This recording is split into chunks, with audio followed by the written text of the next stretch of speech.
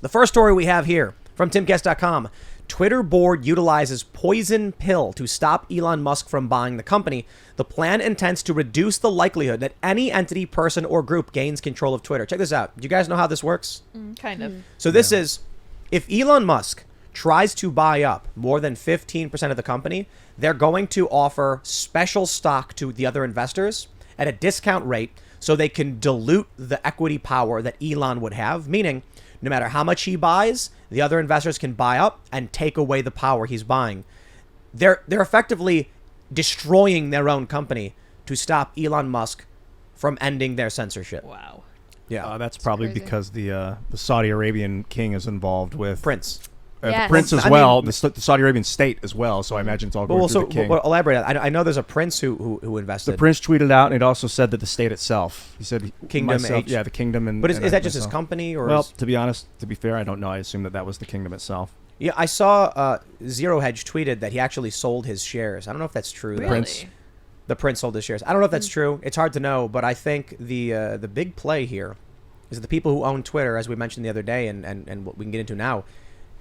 They want the power, political power of Twitter to control the conversation. Saudis aside, I think it's Vanguard. Vanguard upped their stake to say now we own more than Elon. So there's some very nefarious corporate interests that want control of this mouthpiece that is Twitter.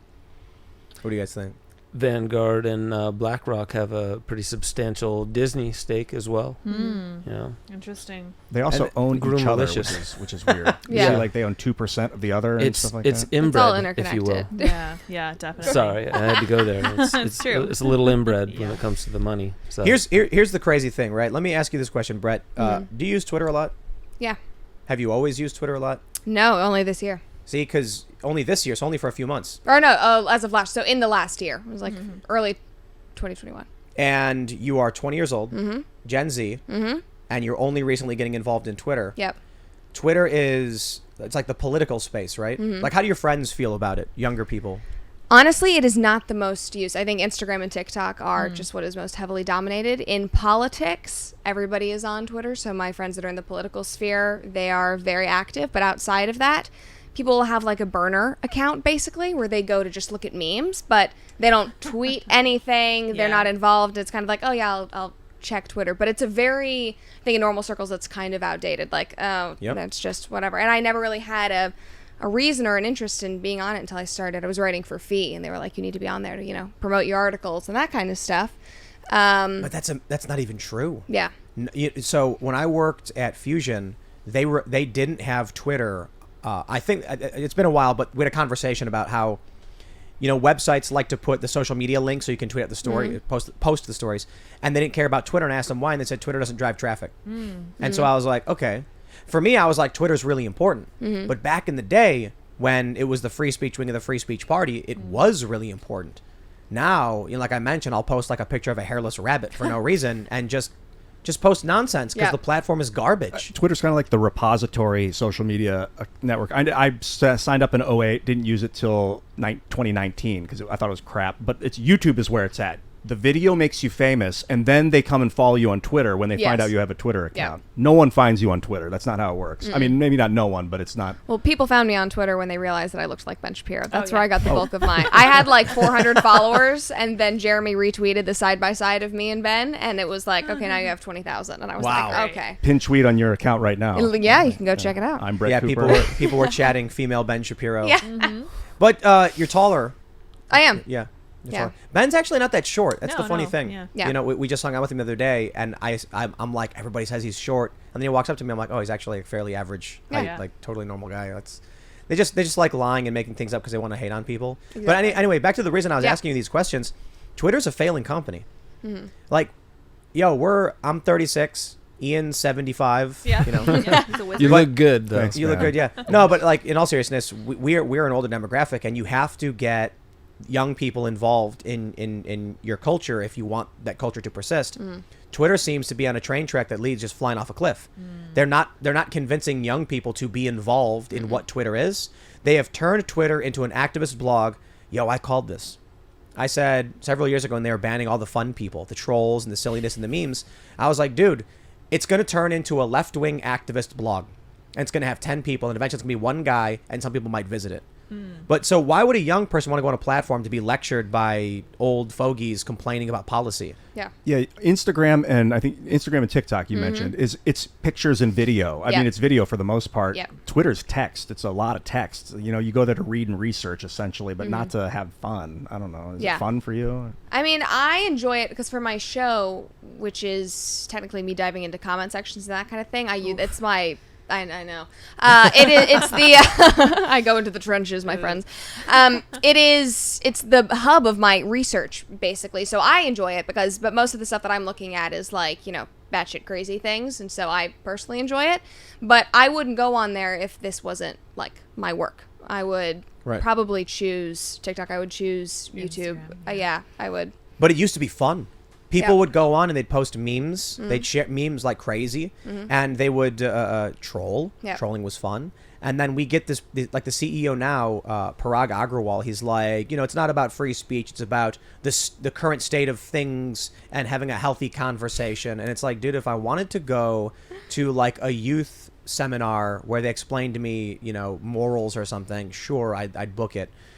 If I want to go and just post my thoughts and tell people like, here's a funny joke, you can't do that on Twitter anymore. So what do? You got to go somewhere else. What about Reddit? Is Reddit still? I use Reddit sometimes, but how are they No. with censorship? Like, Oh, are it's the they? worst. I was gonna say that's what I've Yeah. heard. I know that. Yeah, Dude, 'Cause that used to be. You know what it is? It's like it feels like like the school principal has taken over the social media platforms. Yeah. And it's like we used to throw bouncing balls down the hall and then run after it. Now the principal's in the hallway all day going like, "Hey, you don't do that." And we're like, "This is so lame. Let's go somewhere I think else." Lauren Southern tweeted out that it was like only 5 years ago that if someone got banned off of YouTube or Twitter, it was like global news. Yeah. And now, geez, you blink and then like a bunch of accounts are gone. I don't know who's the most recent ban. Does it even matter? But it's disturbing how slippery the slope can be.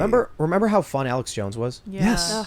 And Yes. Trump. Yeah. So Yeah. was there a point where you ever used Twitter in any even a little bit before? never. Probably, Literally. and that's the thing I think where I look at the Elon Musk stuff and I'm just like, dude, Twitter is blowing itself up on purpose. Yeah. It has to be And that was another thing that I felt with Elon, that it's like, I love what he's doing, the statement that he's making, but I also kind of had the opinion, like, it already is, like you're saying, a sinking ship. There's so much other crap that's going on in the world. There's so many communities that need us, that, I mean, everything else, and it's like, this is great, but also... No, he's right. Elon Musk is right. Yeah. He posted the top 10 Twitter accounts and said some of them haven't even posted this year. Yep. Like Justin Bieber or whatever. Yeah. Because the platform is dead. Yeah. There's users on it. They gain a little bit of users. Dude, we were talking to Jeremy about this, and he's like, hey, I said, I don't even take it seriously anymore. I used to post news stories. Now it's like I just, I post like Chicken City is some great accomplishment because I'm like, it's a garbage platform filled with garbage people who just want to they rag on you, they lie about you, they smear you. There's no good conversations. There's no fun. There's no jokes. You'll get banned for saying learn to code. I don't take it seriously. And then, he's like, you have 1 million followers though. And I'm like, I don't know why, but I actually do know why. It's what you said. YouTube fame. Well, people will watch these shows and then they'll follow on Twitter because they want to just see their news feed and see information. But I can't take a platform seriously if it's dying, and it is. I can gain followers. I'll put it this way. Let's say there's 100 million people that are using the site at any moment. Sure, I have 1 million followers, so I can lose a bunch and gain a bunch within that sphere, but it feels like the sphere of actual functioning, valuable users is just going down. Yeah, Elon said it was like the town square, and that's why he wants to buy it to free it. I don't know if he's right about that. It doesn't. I'm on it a little bit, but it's such a small It's thing. kind of like the bathroom stall wall. It feels like yeah, And more than the town I square. wonder if him just saying, "Okay, forget it. I'm not buying it. Let it fail," might be the right move than try and waste energy and time pouring all this money into some, relatively dying platform. It'd be cool if he could free the software code, but we really don't need it. What would be the town square, though, if it was YouTube? not... Yeah, I guess. I think so. What do you No. think? It's not centralized. There's disparate communities. The thing about Twitter is it's really easy to overlap with different groups. So, Ben was mentioning that he trends once every 3 weeks, and it's because one of his tweets will merge into another community, which will then go nuts about it. YouTube doesn't do that. YouTube is much more rigid. Like if you don't get shown like stuff You that can't- is It's very outside of your... siloed. You can't retube a True. video. Yeah. Yeah. True. True you know. that. And so They used to have that. Your channel page. You could post stuff on Yeah. your channel page, and all your followers would see your channel posts. That was like You- in 2007. I think you can still do that if Yeah, you your like. community. Yeah, you posts. like stuff, and but YouTube can't capture that. So Twitter became this rapid.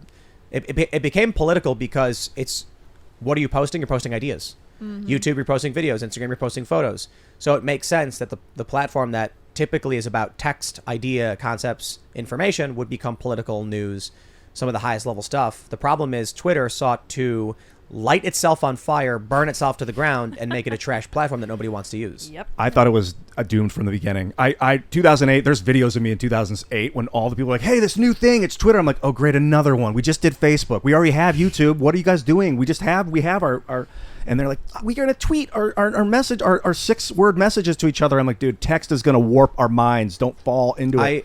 I agree and disagree, especially with the text warping your mind, but disagree on the prospects of Twitter. When I started using it, I think I signed up in 2009. I was like, what's the big deal with this? And then within a little while, I was like, whoa, now I cool. get it. Yeah. The rapid virality. Like, you tweet something, and if it's good information, if it's a funny joke, it ripples outward in a massive wave that gets bigger. That little pebble you drop can become a tsunami. Remember that woman who was on a plane and she made that joke about AIDS? Oh my gosh, And then yeah. like her phone was off, and then when she landed, they landed. destroyed her life. Jeez. She had like 200 followers. Do you ever hear this story? This lady had like 200 followers, and then she made a joke about how white people tend not to get AIDS in Africa, but it was actually a social justice joke. The point she was making was that the people who are mostly victimized by this tend to be black, and she said it in a tongue-in-cheek way. This was like one of the first major cancellations, I think. The tweet went viral, and she was just some like random woman, and she lands, and she like had a panic attack. There were news stories written about her. They were going nuts. Wow. You know what ends up happening is people like, there's this viral thread going around explaining how Elon Musk will not be able to save the platform because he doesn't understand that Web 1.0 is over. The era of the Wild West, internet is gone. And this guy explains that in the beginning of the internet, it was the frontier. It was barren wastelands. Yeah, you can go out into the middle of a barren wasteland and scream whatever stupid, ridiculous nonsense you want because ain't nobody going to hear it. Eventually, some people show up, and then those who don't like hearing the crazy guy in the desert screaming leave, and those who think it's funny stick around and watch. But where we're at now with the internet, the foundations have been built. It's not just the frontier anymore. It's totally urbanized. The internet now is the world. You can't just go into the middle of the city and start screaming insane things. The cops will come and tell you to keep it down. They'll say you have your free speech, you can't scream. People will come and scream back at you. A fight might break out. And so what this guy is saying is, because of that, censorship emerges. And he's like, the only thing the big tech platforms want is for you to calm the F down, be civil. And I'm reading this and I'm like, dude's right about the frontier thing, wrong about the censorship and what they want. The people at Twitter are all biased. Not every single person. I mean, like the higher ups, they are. They think they're not. They are. It's baked into their rules. They will ban you for calling someone dude, like when they suspended Zuby. And this makes it not fun. And if you're not having fun, you're doing it wrong. I'll put it this way. How many of you on your day off would decide to go somewhere so that someone can scream in your face about how ugly you are? You'd be like, no, I'll just go to the movies instead, right? That's what Twitter has become by eliminating the fun and by their outright bias. Thanks for checking out this segment from the Timcast IRL podcast. If you want to watch live, you can check out this channel Monday through Friday at 8 p.m. And don't forget to smash that like button, subscribe to this channel, and if you want more unfiltered and uncensored content with all of these guests, go to timcast.com and become a member. All of these guests you know and love in exclusive segments on our website where we are unrestricted in what we talk about, so you'll definitely not want to miss it. Thanks for hanging out. We'll see you all next time.